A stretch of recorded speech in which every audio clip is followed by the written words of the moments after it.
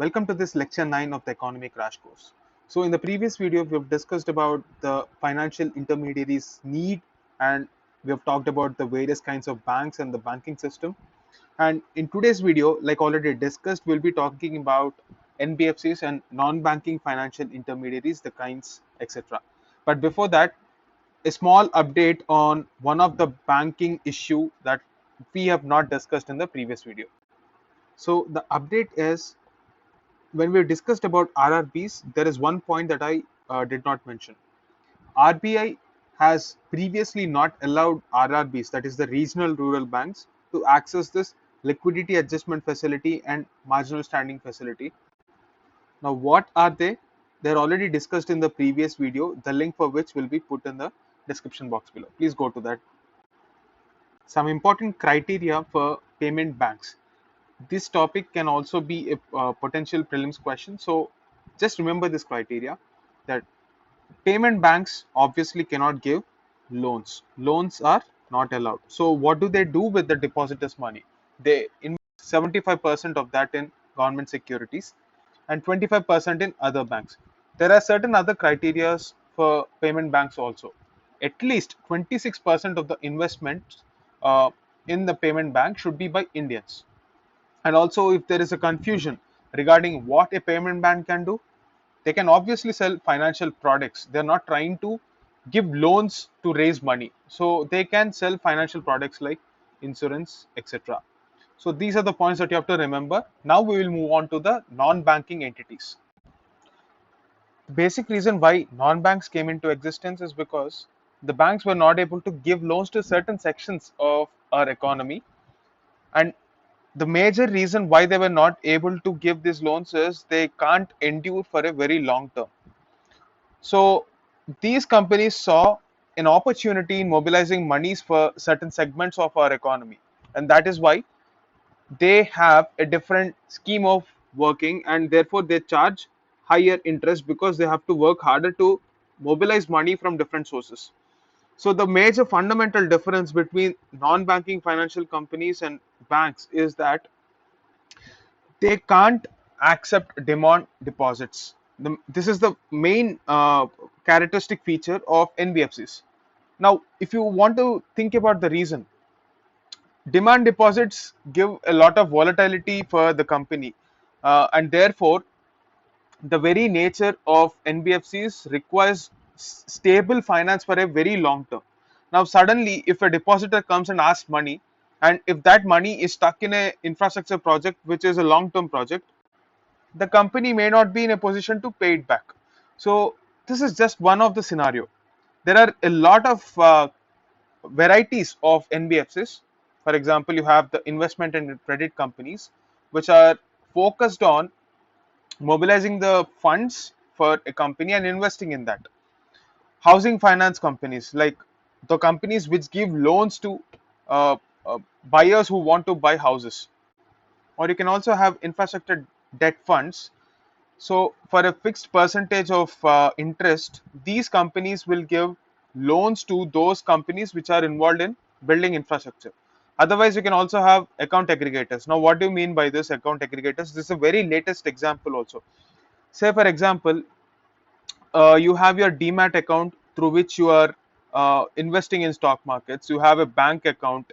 You have another insurance account. There are multiple accounts, and it is very difficult to track them. So account aggregators will make the job of the person using this account aggregators very easy, and also for banks and other financial companies, credit assessment will become very easy. So the account aggregators are such NBFCs. They are not directly involved in accepting demand deposits like banks, but they also add some financial value through a service. Though this list is not exhaustive, it just indicates the various kinds of NBFCs that are available in the market. It is not important to remember each one of them, but there are certain caveats that you have to remember. We have seen that NBFCs can't accept demand deposits. Does it mean that all the NBFCs can't accept deposits at all? No. There is a class of NBFCs called NBFC-D, or NBFC deposit accepting companies. More about it later, but just understand that There are some companies which can accept deposits. We'll get back to this at a later point of time. Now, the second question that you have to ask is regulator. Who is regulating these NBFCs? Is it RBI alone? The answer is no. These are the set of regulators which are involved in the regulation of NBFCs, depending on the type. Let's say, for example, if it is a chit fund company, chit funds are under the state subject, and the state registrar of chit funds will be handling those. And if you're talking about, um, say, companies like Nidhi companies or microfinance companies, you will have the Ministry of Corporate Affairs managing the regulation of NBFCs in this sector. If the NBFC is in pension fund business, then it is regulated by PFRDA or the Pension Fund Regulatory Development Authority. If it is dealing with insurance products, IRDAI will be dealing it. And if it is dealing with stocks, mutual funds, and investments, SEBI would be handling it. And RBI will be majorly dealing with all lending based activities. It will regulate how these NBFCs can mobilize funds and how much lending can they do and under what conditions. It is not important to remember the micro level details of each and every company. However, it is important to know certain details about the things that are in news at this juncture. So, what are the new institutions that are regulated by RBI? Just remember that all the fintech firms or the financial technology firms are regulated by RBI, and within this fintech firms, the peer-to-peer lenders and the account aggregators were in use. So let us understand briefly about them.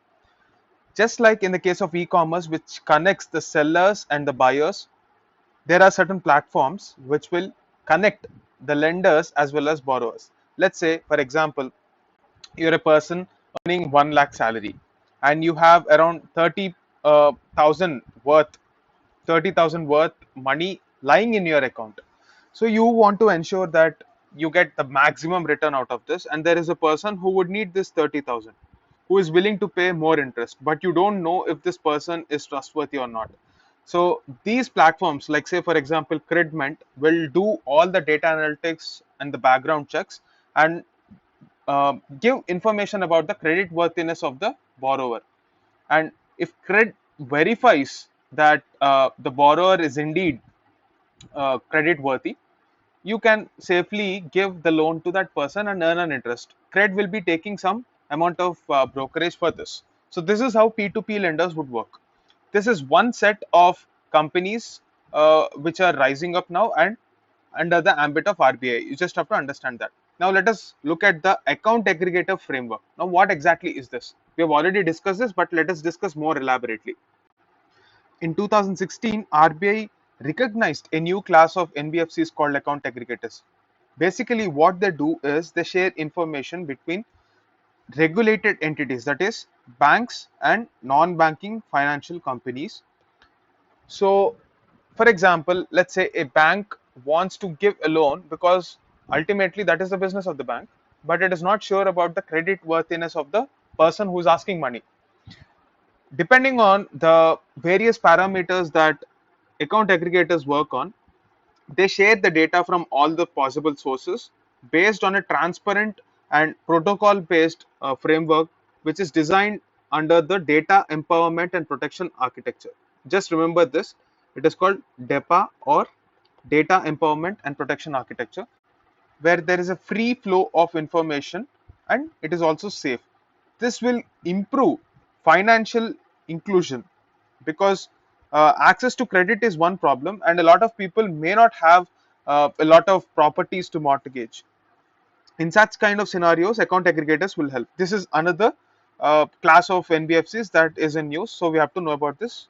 This much information is enough.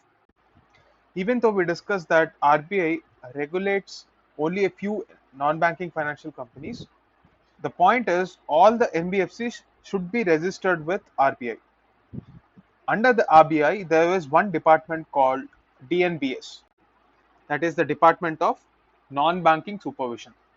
So this department focuses on three main things. What are the three main things? Depositors' safety, consumers' safety, that is the person who took the loan, and thirdly, the financial stability of the entire system. So it is the mandate of RBI to ensure that NBFCs do not cause a harm in the economy. And despite the fact that depending on the technical nature of the NBFC, different regulators come up into the picture, RBI will still have a say through its registration certificate that it issues to these companies. And 1934 RBI Act, under this act, if there is any issue that RBI is not comfortable with the way NBFCs are functioning, they can cancel this registration certificate. Now let us understand the concept of too big to fail. In the aftermath of the global financial crisis of 2008, where a bank called Lehman Brothers in US failed, it went bankrupt. And this was such a huge bank that it caused a ripple effect in the entire economy. So it is in this year, across the globe, we have realized the importance of systemically important banks. This concept was actually proposed by the Financial Stability Board, which is formed in 2009. Basically, this is an international body that monitors and makes recommendations about how we have to maintain our global financial system and avoid another global financial crisis. Okay, so there is another body called the Basel Committee on Banking Supervision, which is like a technical body which is assisting national banks, in our case, let's say RBI, about the framework that every country needs to maintain for sound economic health and ensuring that a 2008 type of crisis does not occur again. The concept is very simple. In every country, there is a bank so huge and so important that if the collapse of such a bank happens, it will cause the collapse of the entire economy. In our country, obviously, there are three banks. So these three banks are too big to fail, that if they fail, it will cause the collapse of the economy. What are those banks? SBI, ICICI, and HDFC. Similarly, even for NBFCs also, RBI recognizes such systematically important NBFCs. And the criteria laid by RBI is those NBFCs which have an asset size. Please remember, asset size means the loans given to different companies. The asset size is more than 500 crores, then it is considered to be systematically important NBFC. Let us understand the term called shadow banking, which was in use because of the IL&FS crisis. Basically, non-banking financial companies are called shadow banks for a specific reason. Banks, as such, are involved in a simple transaction where they borrow money from depositors and lend it to customers who want loans. But the issue is the kind of time period involved in the cases of banks is quite different from the way NBFCs function. So, large corporates and companies that are involved in infrastructure projects require long term finances. So these companies try to mobilize finances for these corporates and therefore earn money through higher interest. Now let us have a look at what happened in IL&FS crisis. So IL&FS is one such shadow bank or NBFC which is involved in infrastructure financing. Basically, it's a core investment company, that is, it invests in infrastructure projects. So how does it get its funds? So banks like let's say X, Y, Z, etc. All these banks will give IL&FS certain amount of loans, and IL&FS will give this or invest this money in long-term projects at a higher interest. So let's say a company X wants 100 rupees from IL&FS. This 100 rupees will be mobilized from different banks by IL&FS, and it will promise that it will pay 10 rupees interest for these banks, and in return from the person X, IL&FS will be charging 15 rupees. This 5 rupees profit is what IL&FS usually generates. This is the simplistic explanation of a shadow bank. It is called a bank because here also it is involved in borrowing and lending, but it is called a shadow bank because NBFCs do not have a banking license. If you have to talk about the sources of loans for these NBFCs, you can classify them as long term and short term. Long term, you directly get it from banks, as we have already discussed, but you have to understand these are short term loans only. Sometimes it so happens because of infrastructure delays, it is possible that IL&FS should bear the risk of paying the interest for these banks till they can pay back the principal. So, to service those short term interests, it can again borrow from different sources. What are the sources? Commercial papers, debentures, and intercorporate deposits. Now, remember, what does IL&FS have to give as a guarantee? Absolutely nothing except its credit worthiness. Now this credit worthiness is decided by credit rating agencies. If credit rating agencies say that it is not a trustworthy company to invest in, then obviously it will be very difficult to get these short term loans also, right? So this is what happened with IL&FS, because these short-term existing loans that IL&FS took, it was not able to repay. So since it is just based on credit worthiness, you have to remember that for this kind of instruments, whether it is commercial papers, debentures, or intercorporate deposits, I'll explain what these are. But just remember that all of these do not have any collateral. Without any collateral, the companies get loans.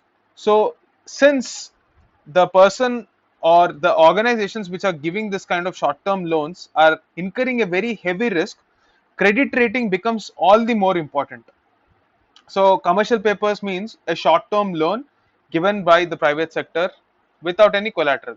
Similarly, debentures is also something that is given without any collateral, and intercorporate deposits is one corporate giving loan to another corporate when there is excess money without any collateral.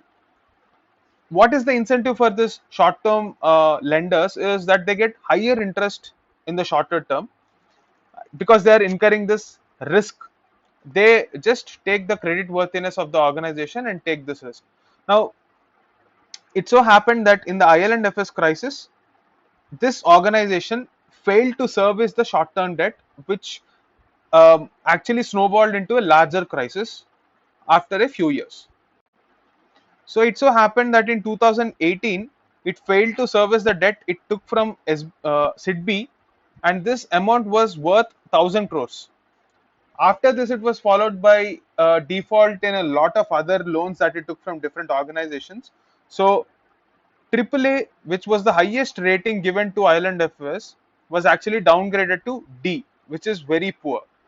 So a downgrade in credit rating led to the lowering of the price of the bond, and again it affected the entire debt funds. So this is because of the asset liability mismatch.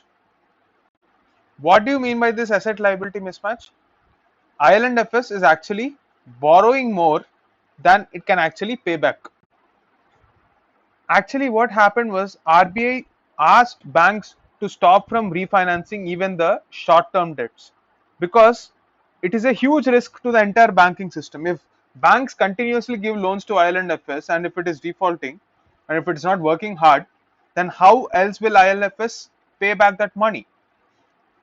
Because of this regulation by RBI, IL&FS was forced to issue commercial papers. Commercial papers, like I've told you, is a paper that is issued by IL&FS to the person who is lending the money. Usually, they are for a time period of 3 to 12 months.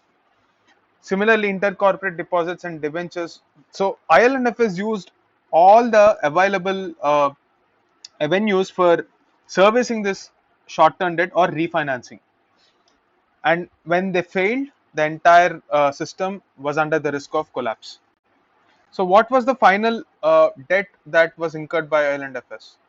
It is believed that the figure was somewhere around 10 to 18 times its equity. And to make things worse, all the infrastructure projects that it invested will pay back the returns only after 20 to 25 years. So this has actually raised concerns about the infrastructure projects in our country. And at the same time, if you take a look at its liability, all the short-term funds were not more than 10 years. 8 to 10 years is the timeline that was there for this short-term funds. How will it refinance its investments? What kind of judgment was there, or what kind of logic was there when IL&FS was investing in this company? This is the question that brought RBI's role into the picture, and a lot of editorials were written to criticize the lack of regulation in NBFC sector. So RBI, keeping the experience of IL&FS in mind, has decided to introduce a new regulatory structure which has 4 tiers, and the topmost layer is supposed to be empty. That is, it is uh, not an ideal scenario where RBI feels that certain companies should be put in this top layer for extreme regulation so that it does not have an undue impact on the entire economy. So when you talk about the base layer, certain simple NBFCs like peer-to-peer lenders or account aggregators, all these are placed in the bottommost rung of the pyramid. And here you will see that the regulation is not so high. And when you're talking about the middle layer, certain non-deposit taking systematically important banks like say if IL&FS was in an ideal scenario, it would have been placed in middle layer because it is too big to fail. As you can see here, it says that arbitrages would be plugged. It means that whatever happened in the IL&FS crisis, like banks facing a lot of risk because of the loans that they gave to IL&FS, those kind of scenarios would be avoided by RBI by placing certain conditions. So criteria for banks to lend will be very clear when they are placed in this middle layer. And depending on the systemic risks these NBFCs would be posing to the Indian economy, they would be placed in upper layers. And as we have already discussed in the top layer, only upon the discretion of the regulators, if there is an extreme scenario, they would be placed in the top layer. So most of the NBFCs ideally should be in this middle layer and base layer according to RBI. Now, what are the categories and what kind of regulations are brought out by RBI? Only time will decide, and it is not really important for our exam as well. Just be aware of the basic information about the 4 tier structure.